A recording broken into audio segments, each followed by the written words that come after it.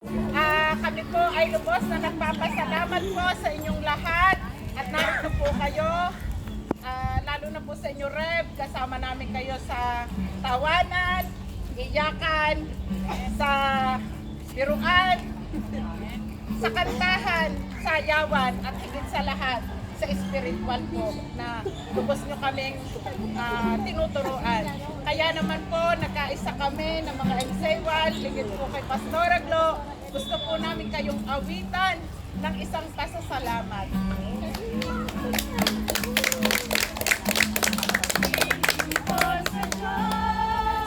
Ay hindi naging ganap kung walang lingkod ng Diyos nagkakabay sa ating lahat. Isang malaking gampani ang pastor sa buhay natin. Kapag sabog sa kanya ay ating tungkulin. Nais ng Diyos! Nais ng Diyos na tayo ay kanyang pagpalain. Kung walang pastor, paano lalago ang buhay natin? Harapat lang nakasalamatan ang Panginoon. Sa loob niyang pastor sa atin. Wala tayo ngayon rito. Wala tayo ngayon dito kung walang lingkod ng Diyos. Marahil si Jesucristo'y pakilala ng lubos.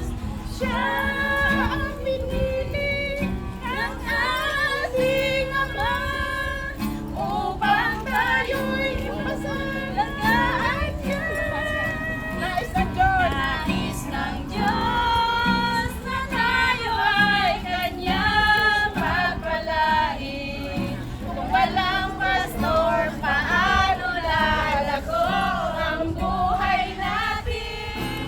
Marapat lang ang pasalamatan ang Panginoon. Sa kaloob niyang pastor sa atin. Aming pastor! Aming pastor!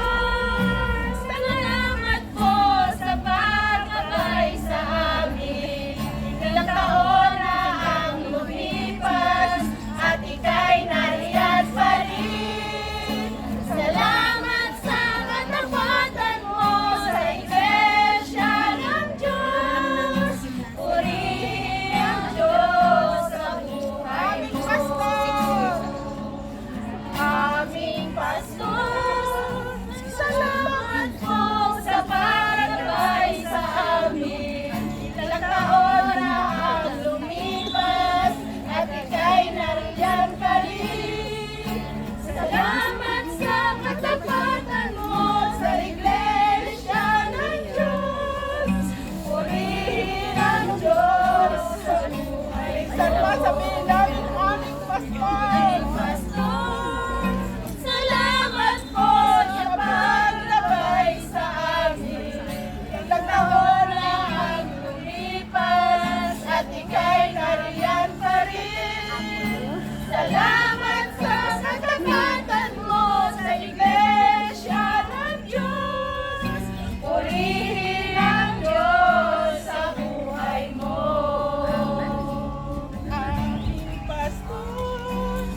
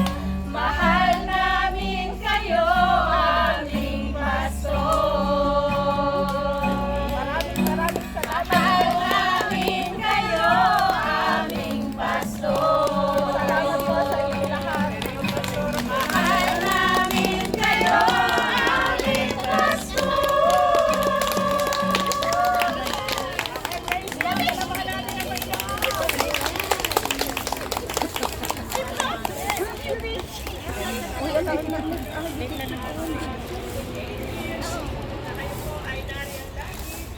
Salamat po kasi hindi kayo bumitaw sa Panginoon. Nariyan ang pag-ibig, nariyan ang pagmamahal, pagtsatsaga. Amen. So, yung pong mga anak ng Diyos talaga ay thank you. Siya po ay pupromote na natin siya ulit.